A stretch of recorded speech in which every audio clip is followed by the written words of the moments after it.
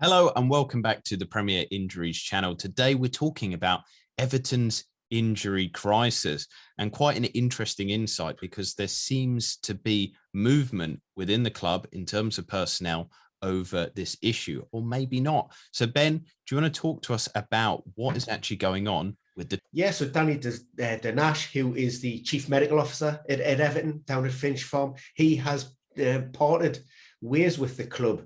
Now, when prompted, Rafa said that every department was under scrutiny. They're looking to streamline, looking to further enhance things, denied that it was any specific reason or rationale behind the Everton's current injury crisis. But as the Athletic reported and follow-up, and also we heard from Rafa on Sunday, he's alluded to the fact that Everton have been picking up too many injuries, and that would probably be one of the major influencing factors into why Danny Dinesh has now, left the club. So kind of looking at the Premier injuries data that we collect, does this kind of ring true with some of the stuff that you've seen? Have Everton got anomalies maybe compared to other teams in the Premier League?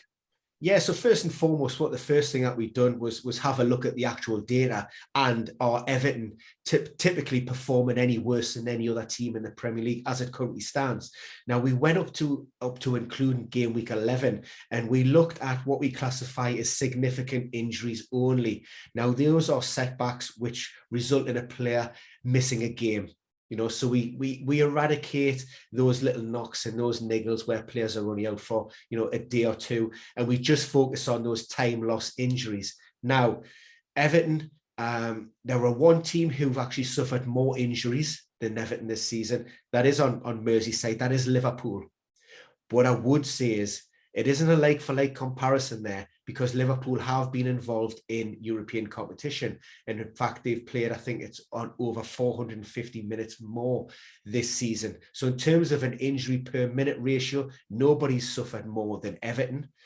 But in terms of their total days missed, and this is where, the difference is huge, Everton have lost over 450 days to all of those injuries, whereas Liverpool, they're under 300. So, if to help sort of give a little bit of context, Everton have already lost over a year, one full year on the sidelines to injuries since the opening weekend.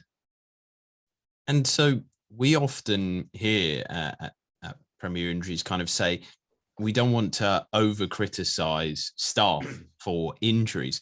So looking at this data again, is it the type of injuries that maybe show you that the club has not been as good at handling others? Yeah, I mean, first, again, there's so many influencing factors when it comes to injuries, and quite often when there are a high number of injuries, a lot of things are leveled at the medical department, and that's unfair because, medical departments tend to be reactionary. A player gets injured, then they treat them, and then they pass them on. There's so many cogs in this great machine that work along the way, and there's so many factors that can influence. But I've looked at a few of those injuries, and a couple of those things that Rafa maybe wasn't very happy with could give maybe some kind of insight as to why, Danny Dinesh has left the club. And there's three injuries that really stand out for me. And like I say, I go back to the total days lost as well. So we're talking about that average number of days for a player to return is much longer than a lot of other clubs. And I'm looking at Andre Gomez. There's a calf injury now, initially reported by Rafa as being a minor setback. There was hope that he could certainly return within 7, maybe 14 days, sidelines since mid-December. The second, and the big one, is Dominic Calvert-Lewin. There was a thigh injury there. He's been out since the end of August. We know he suffered a setback. That initial setback put him back maybe 4, 5, possibly 6 weeks. We should have seen Calvert-Lewin in and around that first team now, pushing for a recall. As it currently stands, we don't have any definitive timeline. And finally, the most recent, and what could have been maybe the straw that broke the camel's back, Yerry Mina, a big imposing figure in that Everton backline, came back with a minor hamstring issue post-international break. We've seen him back on the training pitches at Finch Farm just after game week 11.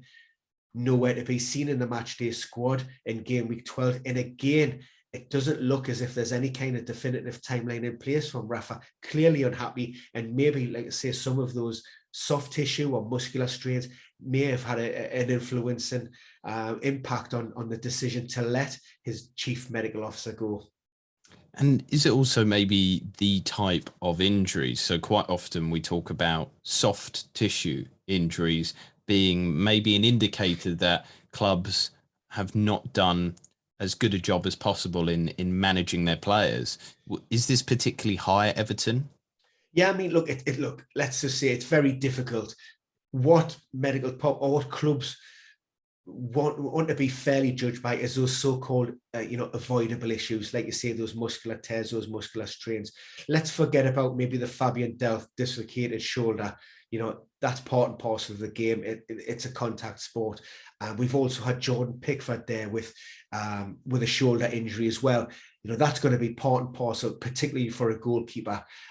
Calvert-Lewin, he had his own foot problem at the start of the season. That was a toe issue, but there is a high number of muscle issues. And it's not always fair as well to judge a medical department just solely on that, because often a good indication of how robust a player is, or how many games or how many minutes it could play, you look at their history.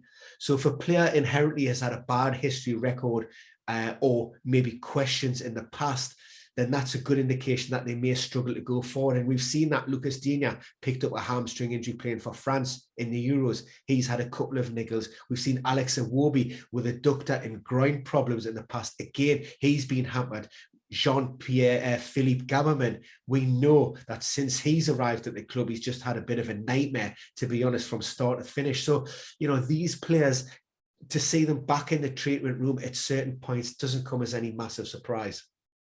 And so maybe the final question then, delving into the Everton situation, are these return to play data averages coming out of Everton above the averages? Sorry, because when we talk about return to play data, we kind of say, oh, well, that's a high ankle sprain, that's a certain amount of weeks. Are players coming back too slowly, do you think? I mean, it's difficult because all we're working with is information that's to hand. Now, every hamstring injury cannot be classified in the same way.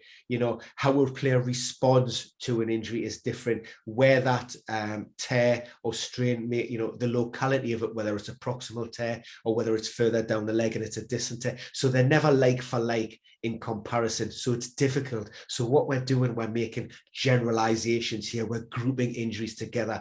And what it's shown by the time spent on the sidelines, that Everton players are spending that little bit longer on the sidelines than maybe some of their other counterparts. However, what I would say the caveat is to that is, that's not necessarily always a bad thing. You can look at squads, you can look at depth, you can look at personnel, and you can look at maybe how players, there's maybe no need to rush players back and throw players back into that fire round, give them that extra week, give them that extra 10 days to make sure they're all right. So, it's best to always contextualize those timelines, but certainly the high number of incidents and, that number of like I say, well over a year spent on the sidelines and just over, less than 3 months of the season is a concern.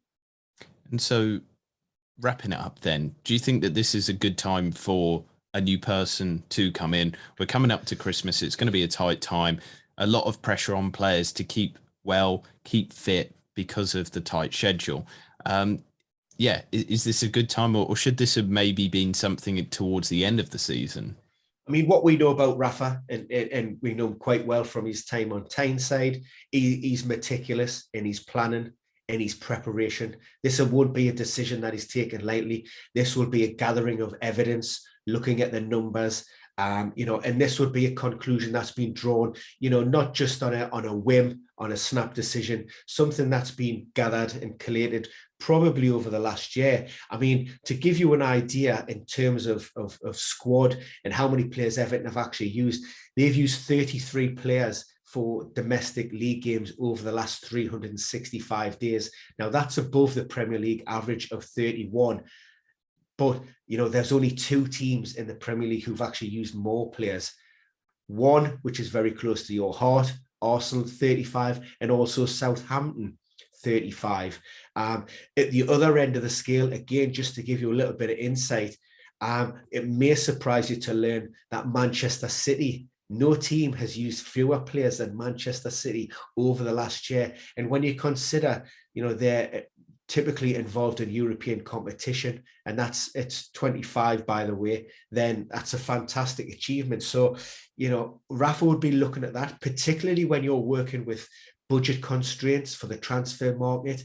You need to ensure that you have your availability is key. And Rafa thinks that maybe somebody else coming in, a change of direction, a new philosophy, some new ideas can maybe help to improve that.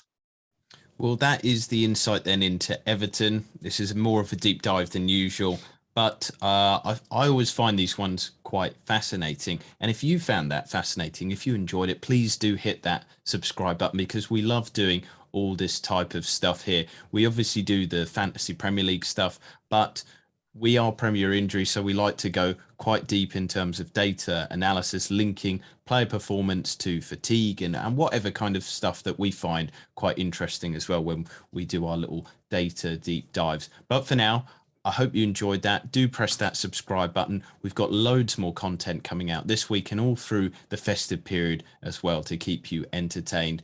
But for now, I'm going to wish you a good rest of your week and a goodbye.